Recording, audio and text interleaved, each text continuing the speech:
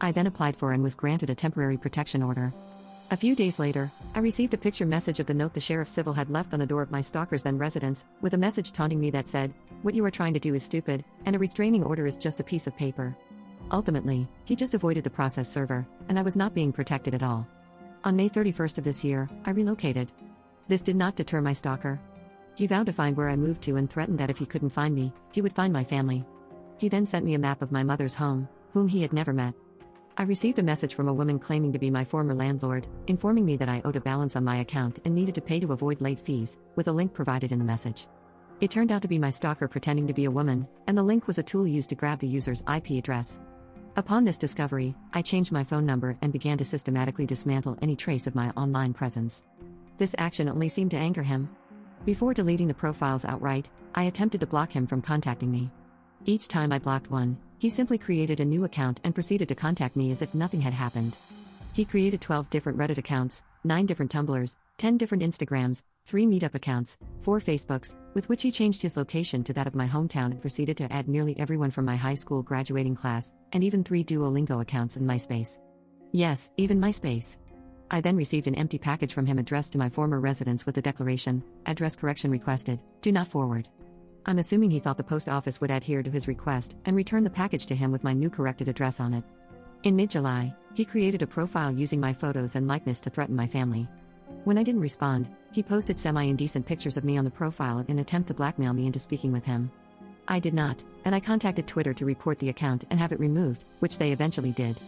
On August 21, 2014, I awoke around 8 p.m. to vigorous knocking and ringing of my doorbell. I looked out my window to see who it was, and I was horrified to see my stalker there. I called the police, and of course, he fled once again. This incident was followed by threatening emails from my stalker, demanding that I meet him somewhere.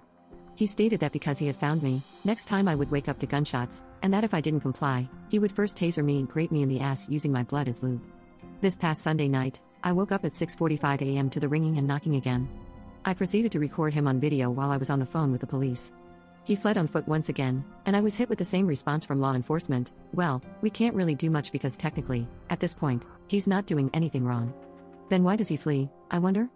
I obtained a temporary protection order again, but I have no solid address for this dangerous person. This is why I am in dire need of a private investigator to assist with finding his residence so he can be served. I hope you might be able to refer me to someone who can assist me. I've developed insomnia, depression, anxiety, and paranoia. I am completely isolated. I am 22 years old, and I have no social life anymore. I have 0 friends, and I've become a shell of my former self. I've faced eviction and lost a job because of this man's behavior, and I don't know how much longer I can survive. There's actually so much more that he has done to terrorize me, but for the sake of this already lengthy post, I try to condense it. I have proof in the form of recordings, event diaries, and copies of all his threats, interactions, and attempts to communicate. I would be more than willing to email them to show I'm not lying. I am in Las Vegas if that helps at all. Update 1. I'm writing this while staring at the mess the police left for me, in a bit of a fog. After 6 months of stalking and threats against my life, my stalker finally snapped and decided to kick my door in and make good on his promise.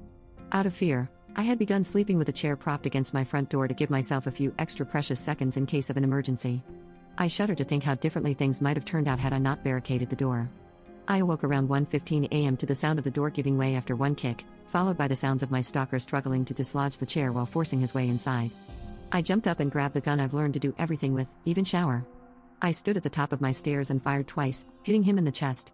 I heard his scream and his disbelief that I had stood up for myself. 0 to 100 in milliseconds.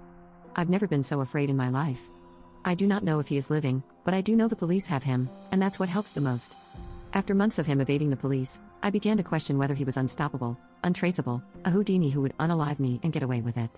As of now, I'm in a haze of guilt, surprise, relief, and disbelief. I shook as the canines dragged him out from his hiding place under a bush. I survived, where so many people do not. I did it, I survived. Update 2. Hi everyone, Scaling Stories here. This is an excerpt from a news article on October 3, 2014 after Op confronted her stalker. Las Vegas, NV, a woman shot her stalker after he kicked in her back door. She had been living in fear, showering with a gun and propping a chair against her door for just this sort of situation. Police say former boyfriend Douglas Eugene Jackson, 22, kicked in her door at around 1 a.m. last Friday. KVVU-TV reports that Jackson left the scene after being shot and tried to hide in some bushes. Police dogs quickly found the stalker. He was treated for his injuries at the University Medical Center of Southern Nevada. Jackson now faces charges of home invasion and aggravated stalking. Editor's note: Ops stalker, Douglas Eugene Jackson, was sentenced to 15 years in prison in 2020.